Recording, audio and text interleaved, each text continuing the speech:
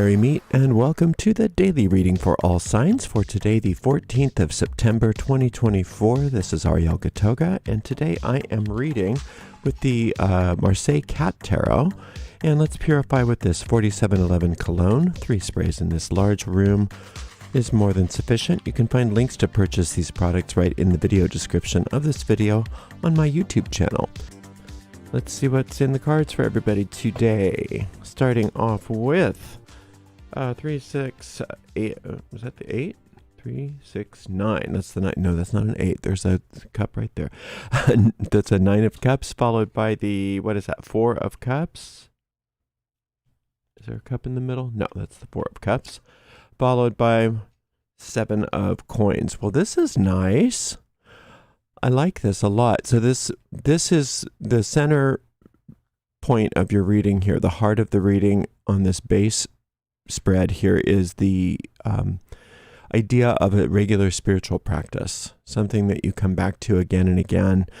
And the thing about a spiritual practice is it's just something that we do that we don't necessarily try to get results out of. You know, we get the results by the virtue of the fact that we do it regularly, kind of like exercise. You don't go to the gym and say, okay, how many muscles did I grow today? You don't go to the, you don't brush your teeth and then say, did I prevent cavities or whatever. It's something that you do over and over and over again without being obsessed with results. I think a lot of times when people do spiritual work, they're looking over their shoulder all the time. You know, is it here yet? Did I get it? Did I do it? Especially when you're doing magic. But a regular spiritual practice, like what the 4 of Cups is talking about, is something that's got cumulative benefits. And part of the cumulative benefits that it's trying to get you to have over time is an upgrade in your finances, an upgrade in your physical health. And these are things that happen over time as a result of that spiritual practice, even when you're not directly working on your finances or your health or whatever, when you're doing those spiritual practices. For instance, if you're doing meditations, you don't necessarily always have to meditate every day for the purpose of anything. You don't necessarily meditate for the purpose of getting more money, etc. Obviously, if you're doing a spell or something like that, you can do that. But the whole tenor of this reading is to allow that magnetism to grow so that you're not always consciously directing the results of your spiritual work. You're allowing them to happen. You're allowing them to happen organically in ways that you couldn't have thought up on your own. And like I said, one of the things that you can expect out of that is an upgrade in the physical universe, especially in things like, what it's really important to you here, money, health, things that, tangible results. What is this? 8 of Swords. More 8. 8 of Cups and the Page of Wands. So the 8 of Swords is that the tendency of the mind to not shut off. And it's impossible for you to get the benefits from spiritual practice if you're constantly engaging that forebrain, if you're constantly engaging that mind and listening to your thinking and letting your thinking kind of guide you. Because a lot of our thinking is circular. A lot of our thinking is garbage. It's just garbage thinking. Sort of like dreams. Sometimes they're just a bunch of garbage that are getting processed through your deep mind. Dreams aren't always something that are like messages and things like that. It's just the way that your mind is integrating thoughts often.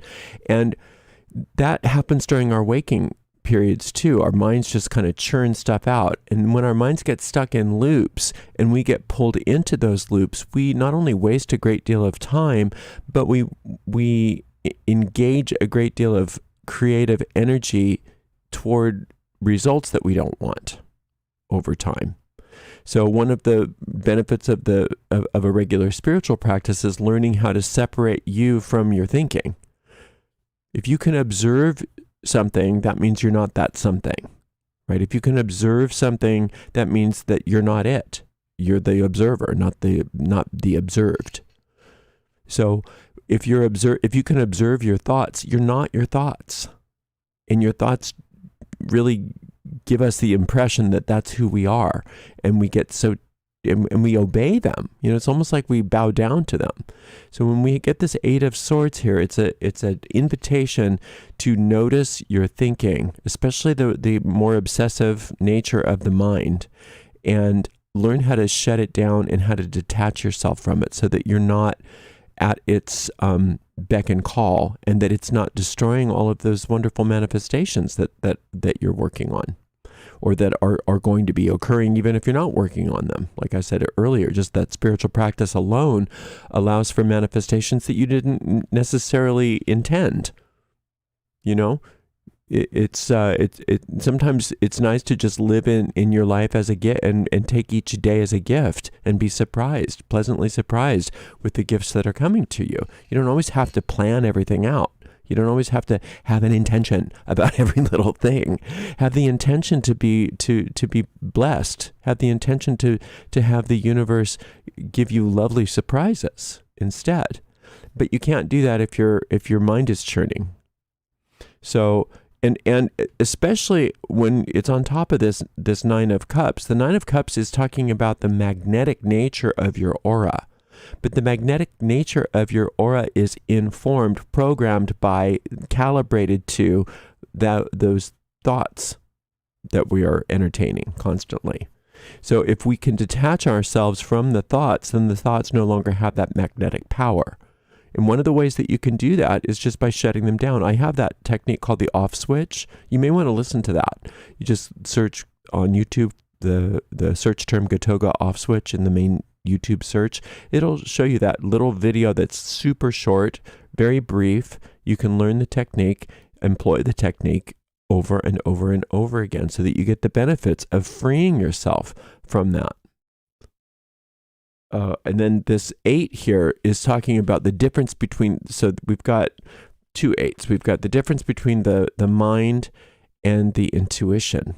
The intuition doesn't race. The intuition doesn't have circular kind of thought. The intuition doesn't make you worry. The intuition doesn't get you all wound up. The intuition gently guides you in the moment. You get very obvious impulses of what a wonderful thing. Wouldn't it be lovely if? I feel like blah, blah, blah. You don't feel, it's not a hook like an addiction.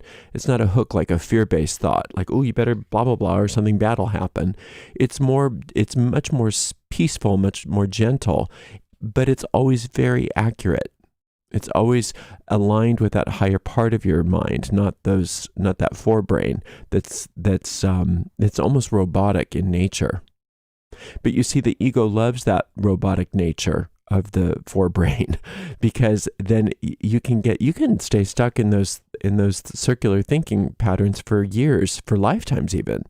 Whereas if you just learn to observe that and distance yourself from that, and even to drop that, then you're more aware of this intuitive nature that is a completely different critter altogether. And if you are working on that daily spiritual practice, then you become an intuitional person rather than a thinking person, if you will, an ego-based thought person. Most of us are ego-based thought people by nature, and then every so often we have a spiritual experience. And this reading is saying today is a good day to start maybe trying to even think of it in the opposite. That as a general rule, you are an intuitive person. You are a spiritual person. You think in terms of how you're guided and led by that deep, high part of your mind versus the whims of your surface mind. So it's a beautiful reading. Now, like I said, as far as this upgrade goes, you can expect the upgrades when you live intuitively without necessarily always having an intention about them. people think, well, if I'm not in charge of all of my intentions, then I won't get anything good, or I might get something I don't want, or it might be a waste or something like that. But what we have to remind ourselves is that this intuitive part of us is smarter than our service mind. It's definitely smarter than the ego. And it is not bound by linear time. And it's plugged into everything that does make us happy in ways that we may not yet be educated.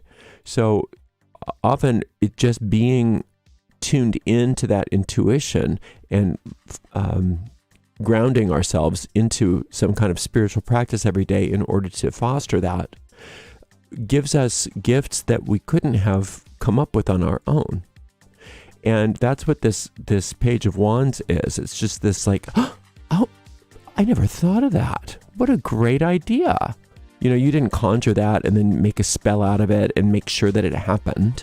It came to you as a result of you being open and receptive to your own intuitive process. And that's truly living a magical life, not necessarily conjuring up an idea of what you think you want and then creating a thought form and forcing it to manifest. I mean, that is a way of doing magic, but today is a real different day. It's saying that if you can leave things much more open-ended than that and take your hand off of everything as far as like it has to be like this or it should be like that, and just allow yourself to shut down all of that, all of those kind of stressful thoughts, and relax and really commit yourself to that daily practice, commit yourself to that intuition, and see how everything can be so much better than you ever thought possible. And people call that a miracle oftentimes when it happens, but the only reason people call it a miracle is because it seems so unusual. But the truth is that's how we're supposed to be. What people call miracles is just supposed to be normal life. So let's start living like normal people, unlike everybody else around us. Let's start living that miraculous life today, because that's just the normal way that spiritual beings live, not because we're figuring out some odd occult secret, right? And expect it to have very specific, tangible, physical results in your money, in your health, in your relationships, right? Opening up to that intuitive power to guide us and direct us every step of the way. Thank you so much for spending some time with me. We will see everybody for another daily reading tomorrow. Until then, blessed be.